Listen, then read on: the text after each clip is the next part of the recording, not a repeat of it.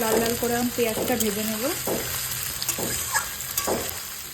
এদিকে মাংসের পেঁয়াজ রসুন ভাজার সাথে সাথে এদিকে পনিরটাও ভাজা হচ্ছে।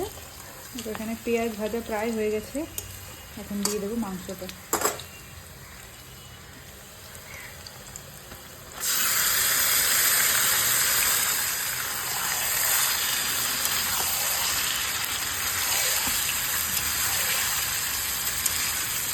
এখন এটা বেশ কিছুক্ষণ কষাতে হবে। পনির ভাজা হয়ে গেছে লাল লাল করে।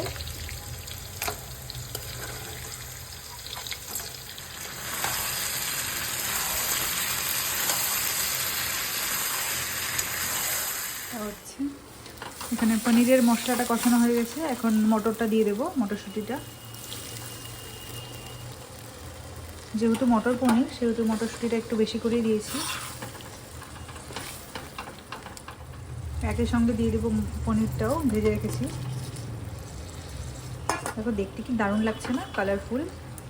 আমার তো খুব ভালো লাগে। তোমরা কে কে পছন্দ করো মটর পনির খেতে?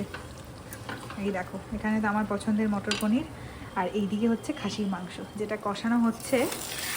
এখানে জল গরম বসিয়েছি, গরম জলটা দেবো এর মধ্যে। পনিরের মধ্যে দিয়ে দেবো এখন কস্তুরি মেথি। হয়ে গেছে প্রায় এটা। আর এখন মাংসটা কষানো হয়ে গেছে, এর মধ্যে দিয়ে দিচ্ছি গরম জল। এটা এখন কিছুক্ষণ হবে সেদ্ধ।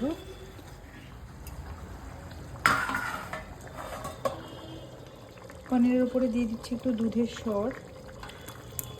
এই আমার কমপ্লিট মটর পনির।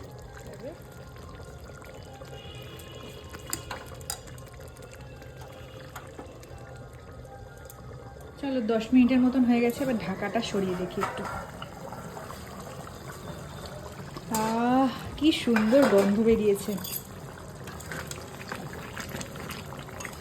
এখনো আরো কিছুক্ষণ হবে। মাংস রান্না তো কমপ্লিট হয়ে গেছে, এখন প্লেটিং করে নিচ্ছি। আর যদি হয় এইরকম কষা কষা মাংস, রবিবারের দুপুর তো সত্যি একদম জমে যাবে। তোমাদের আজকে আমার রান্নাবান্না কেমন লাগলো অবশ্যই কিন্তু কমেন্ট করে জানিও।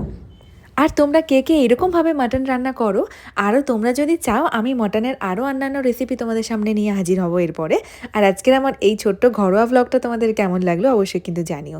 চলো এখন খিদে পেয়ে গেছে, খেয়ে নিই, এখনকার মতন টাটা।